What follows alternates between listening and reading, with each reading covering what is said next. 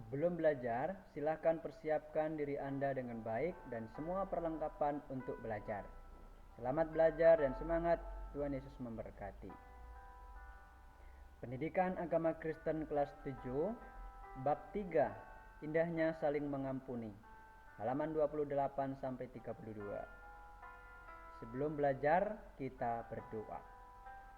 Tuhan Yesus, kami bersyukur buat hari yang indah yang Kau beri kepada kami. Tuhan, kami mohon pimpinan-Mu agar kami memahami pembelajaran hari ini dengan baik, serta mengerti setiap materi demi materi, dan kami aplikasikan dalam kehidupan ini. Tuhan Yesus, kami percaya Engkau hadir di sini untuk menyertai kami yang sedang belajar. Terima kasih Tuhan, kami mengucap syukur kepadamu. Amin. Kompetensi dasar pembelajaran hari ini adalah bersedia mengampuni orang lain dan membuat karya yang menunjukkan kesanggupan mengampuni diri sendiri dan sesama. Tujuannya yang pertama mendeskripsikan makna saling mengampuni, dan yang kedua menjelaskan pentingnya mengampuni dalam membangun relasi dengan sesama, dan yang ketiga mengeksplorasi Alkitab tentang pentingnya mengampuni serta mendeskripsikan aplikasinya dalam kehidupan sehari-hari. Inti pembelajaran hari ini yang pertama pentingnya mengampuni, dan yang kedua belajar dari kisah nyata. Pembelajaran sebelumnya kita sudah mempelajari Yesus Kristus penyelamatku. Di situ yang pertama penyelamatan Allah melalui Yesus Kristus, yang kedua respons atas penyelamatan Allah. Dan pembelajaran hari ini yang pertama pentingnya mengampuni. Mengampuni adalah salah satu perintah yang mungkin gampang diucapkan tetapi sulit untuk dilakukan. Mengapa ya? Kira-kira karena ketika kita disakiti, kemarahan mengambil alih hidup kita dan pada akhirnya menjebak kita dalam dendam. Emosi kita terbelenggu, membuat kita mencari cara untuk membelas sakit hati itu, sehingga tanpa kita sadari hidup kita menjadi jauh dari damai dan tentu saja menjadi sulit untuk mengampuni. Peristiwa ini tidak terlepas dari keangkuhan manusia untuk menyadari bahwa ia sendiri telah diampuni oleh Allah. Kemampuan untuk mengampuni orang lain dilandasi oleh anugerah pengampunan Allah merupakan ciri seorang pengikut Kristus. Secara tidak langsung, mengampuni sesama juga memberikan dampak bagi penyembuhan luka batin, memberikan kedamaian dan sukacita yang sangat berarti bagi kita. Usaha kita untuk mengampuni orang lain tentu tidak akan mengubah masa lalu kita, tetapi membuat langkah kita menuju masa depan yang menjadi lebih ringan.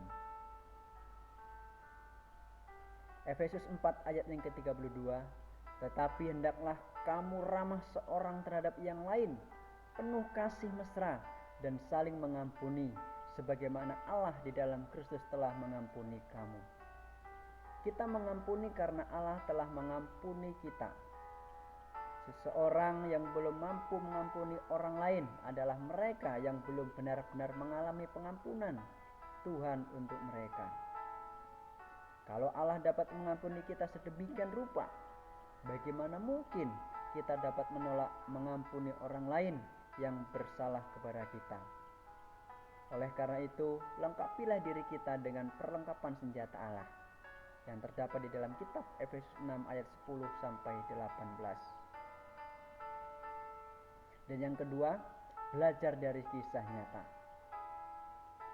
Bacalah berita di bawah ini. Berita di bawah ini merupakan wawancara antara orang tua Ade Sarah, seorang remaja yang telah dibunuh oleh mantan pacarnya.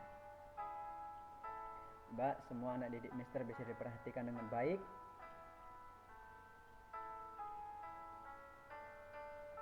Ini adalah sebuah kisah cerita anak tunggal yang dibunuh oleh mantan pacarnya. Begitu terpukulnya seorang ayah melihat anak satu-satunya, anak sematawayangnya telah tiada. Dalam berita di atas, orang tua Ade Sarah menekankan bahwa pengampunan adalah perintah Tuhan yang harus dilakukan setiap orang percaya. Memang sangat sulit untuk mengampuni dalam penderitaan atas meninggalnya orang yang dikasihi.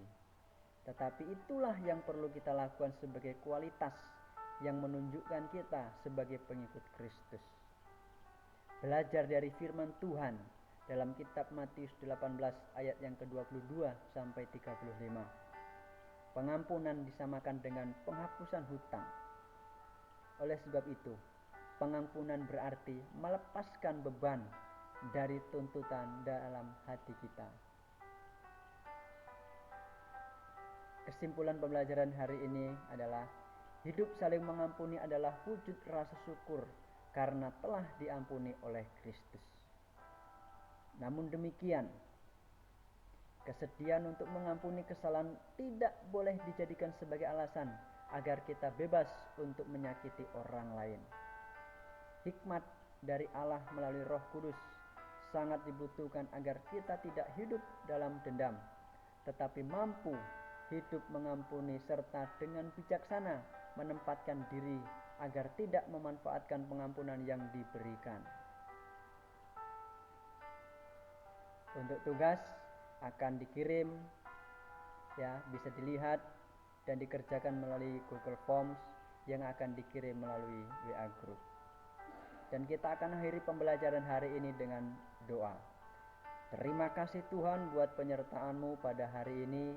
Kiranya pelajaran hari ini dapat kami pahami dan kami lakukan dalam kehidupan sehari-hari untuk saling mengampuni serta hidup kami dipimpin dan disertai oleh Roh Kudus. Kami mengucap syukur kepadamu. Amin. Tetap semangat belajar di rumah. Sampai jumpa lagi di lain kesempatan. Tuhan Yesus memberkati. Bye-bye.